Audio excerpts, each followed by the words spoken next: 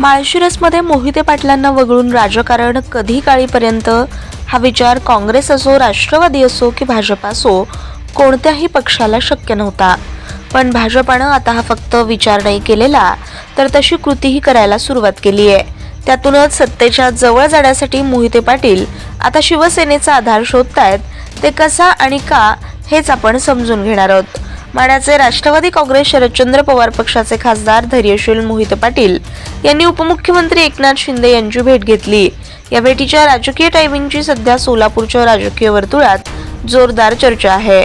भारतीय जनता पक्षाची बलाढ्य सत्ता पालकमंत्री जयकुमार गोरे यांच्या नेतृत्वात नगरपालिका, महापालिका आणि जिल्हा परिषद निवडणुकीत मिळवलेलं यश, निधी संदर्भात गोरे यांनी केलेली काही विधानं, यानंतर मोहिते पाटील यांनी एकनाथ शिंदे यांची भेट घेतली आहे.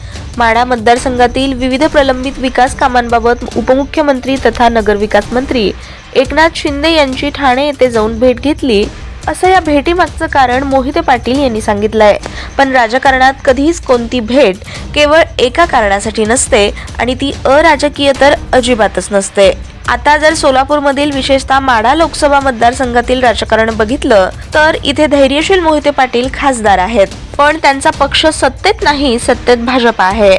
लोकसभेला मोहिते पाटील कुटुंबानं बंडखोरी केल्यानंतरच भाजपामध्ये त्यांच्याबाबत मोठा उद्रेक बघायला मिळाला. राष्ट्रवादी काँग्रेस शरदचंद्र पवार पक्षाचे अध्यक्ष शरद पवार, तत्कालीन प्रदेशाध्यक्ष जयंत पाटील यांच्या उपस्थितीत धैर्यशील मोहिते पाटील यांनी राष्ट्रवादी काँग्रेस शरदचंद्र पवार पक्षात प्रवेश केला. तेव्हापासूनच मोहिते पाटील घराणे मुख्यमंत्री देवेंद्र फडणवीस यांच्या डोक्यात गेलं. भाजपाच्या वळचणीला आलेलं एखादं राजकीय घराणं पुन्हा पक्षातून बाहेर पडण्याची ती कदाचित पहिलीच वेळ होती. धैर्यशील मोहिते पाटील यांच्यासोबत त्यांचे बंधू रणजितसिंह मोहिते पाटील हेही भाजपाच्या आमदारकीचा राजीनामा देतील अशी त्यावेळी शक्यता होती. पण रणजितसिंह यांनी अजूनपर्यंत आमदारकी सोडलेली नाही. एकदा ऑफ द रेकॉर्ड चर्चेत एका नेत्यानं आम्ही त्यांना पक्षात कोट्यातून आमदारकी दिली होती, अगदी फुकट अशी संतप्त प्रतिक्रिया दिली होती. त्यातच विधानसभेला राम सातपुते यांचा पराभव झाला आणि उत्तम जानकर निवडून आले. या निवडणुकीत रणजितसिंह मोहिते पाटील यांनी भाजपा विरोधी काम केल्याचा आरोप करत राम सातपुते यांनी रान उठवलं होतं. तेव्हापासूनच माळशिरसमध्ये मोहिते पाटील यांना वगळून राजकारण करून निर्णय भाजपामध्ये घेण्यात आला.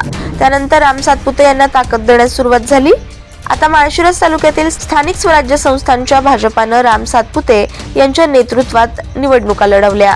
नगरपालिका निवडणुकीत भाजपाच्या काही जागा निवडून आल्या आणि जिल्हा परिषदेला राम सातपुते यांच्या पत्नी संस्कृती सातपुते विजयी झाल्या. लोकसभा निवडणुकीपासून धैर्यशील मोहिते पाटील आणि भाजपा नेत्यांमध्ये जोरदार कलगीतुरा रंगलाय.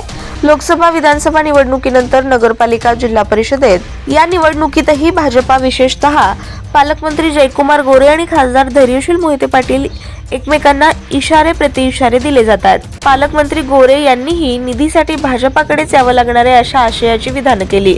त्यामुळे आगामी काळात मोहिते पाटील आणि भाजपामधील संघर्ष तीव्र होण्याची शक्यता आहे. अर्थात या पार्श्वभूमीवर मोहिते पाटील यांनी एकनाथ शिंदेंची भेट घेणं विशेष मानलं जात आहे. विकास कामांमध्ये भाजपाकडून होणारी संभाव्य कोंडी लक्षात घेऊन मोहिते पाटील यांनी तिकडे आपली व्यवस्था केली की काय अशी चर्चाही रंगली आहे. भाजपा पक्षासोबत विशेषतः पालकमंत्री गोरेंशी वाढत जाणाऱ्या संघर्षाच्या पार्श्वभूमीवर धैर्यशील मोहिते पाटील यांनी एकनाथ शिंदेंच्या भेटीचं साधलेलं टायमिंग विशेष मानलं जात आहे आणि सोलापूरमध्ये शिवसेनेची ही ताकद मोठी आहे हे लक्षात घ्यावं लागतं.